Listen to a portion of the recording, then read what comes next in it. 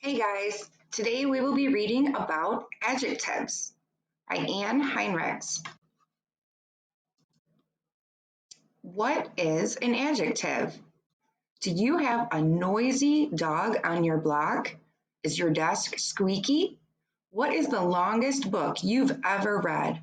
What do you like to do on a sunny day? An adjective is a word that modifies or describes a noun or pronoun. All the orange words above, so you see noisy, squeaky, longest, and sunny. Those are all adjectives. You can use adjectives to describe people and things, activities, and just about everything. Many adjectives answer the question, what kind? They might show color, size, or shape. They can tell what something is made of or how it feels. Some adjectives end in Y, such as squeaky, empty, and chilly. Some have special endings, such as able, all, full, if, less, and us.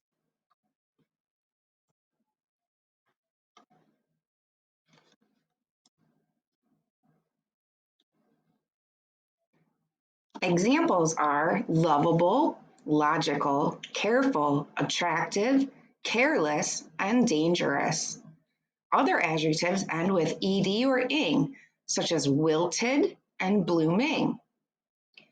Adjectives can make a story come alive. They can add interest, excitement, or surprise. It's fun to think of unusual adjectives to describe something.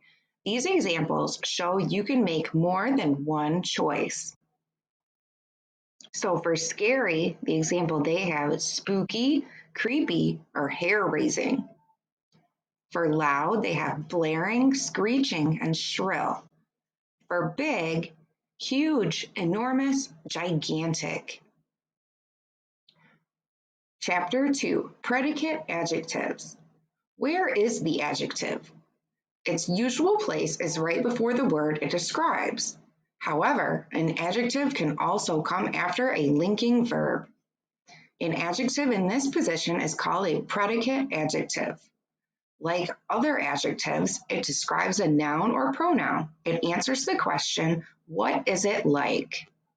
So you can see, you can say it before the room or before the noun, I have a cozy room, or if you use it as a predicate, my room is cozy. As you see, each predicate adjective describes the subject of the sentence. The linking verbs are forms of the verb to be. Other linking verbs work the same way. Mr. Yi seems tired. This milk tastes funny. The twins act silly. Chapter 3, Big, Bigger, and Biggest. Aaron is tall and Aaron is taller, but Alexis is the tallest of all. This example shows how you can use adjectives to compare things. If you have two big dogs, one is probably bigger. If two fast cars zoom by, one is probably faster. If you ate two delicious desserts yesterday, one was probably more delicious. Some adjectives build the comparative form by adding er, as in shorter and softer. Others use more or less, as in more important and less famous. Comparatives often use than when comparing two things. This banana is bigger than that carrot. My pillow is harder than the floor. Is math more interesting than spelling?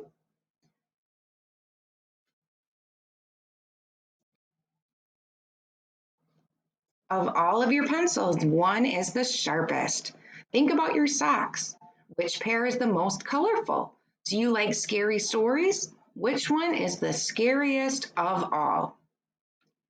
As you see, the usually comes before a superlative adjective. Some superlatives are formed by adding est. Maybe you've met the fluffiest kitty or the funniest clown. Other superlatives use most or least. You might have the most difficult exam or the least comfortable shoe. A few adjectives have irregular comparative and superlative forms. They don't add er or est, and they don't use more, most, less, or least. Some examples are good, better, and best, and bad, worse, and worst.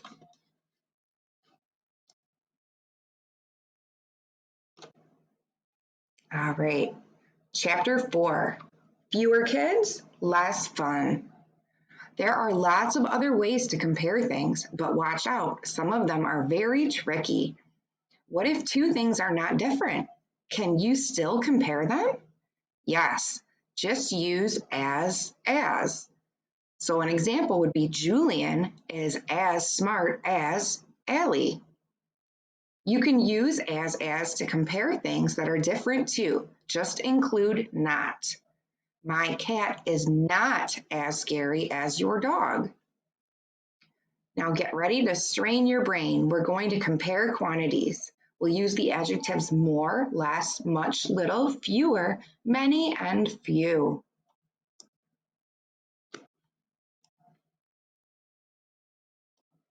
Let's start with fun and air. You cannot count fun or air. Fun is just there, and so is air, but you still might want to compare how much there is. For things you can't count, use the adjectives more, less, much, and little. So some examples. Spider-Man is more fun than the Hulk. My balloon has less air than yours. This tire has as little air as a pancake. Now let's take kids and balloons. You can count kids and you can count balloons. For things you can count, use the adjectives more, fewer, many, and few. Some examples, our team has more kids than the other team. We have fewer balloons than they do. We found as few balloons as our teacher did. Okay, Chapter 5, Three Little Articles. There are three little words that you use all the time, but you hardly think about them. Can you guess what they are? They are a, an, and the. These three words are called articles. Articles are adjectives. They don't really describe anything. Instead, they are used to introduce a noun. Without the article, something seems to be missing. Just look. So for here comes the elephant, it would be here comes elephant. Give me an apple, it would be give me apple. The is called a definite article. It's used to introduce a specific noun. Maybe that noun has been mentioned before. Maybe the refers to only one possible noun. Maybe the reader or listener already knows what is being discussed. A and an are indefinite articles. They introduce a noun that could be any one thing within a group. For example, a goldfish can mean just any goldfish, not one certain goldfish.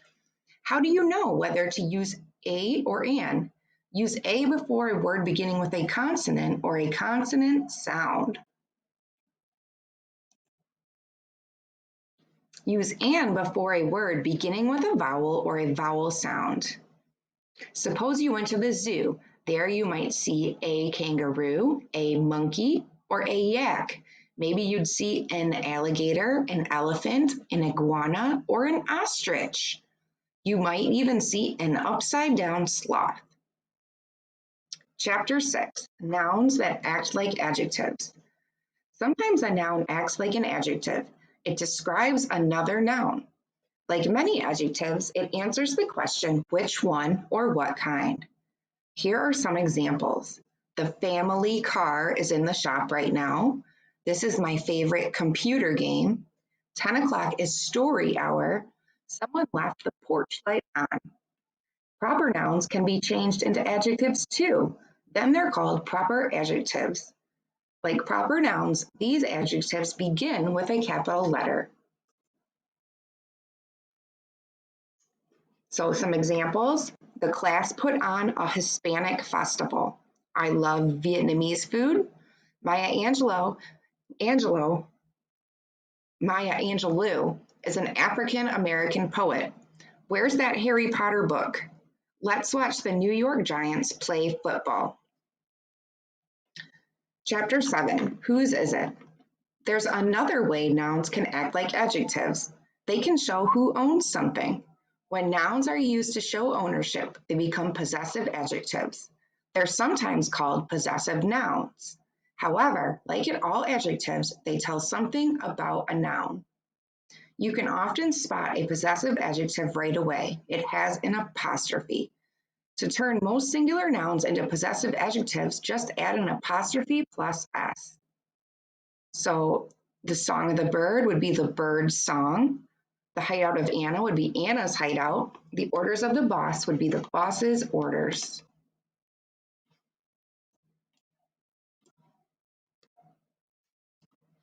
What about a plural noun? If it already has an S on the end, you would just add an apostrophe after the S.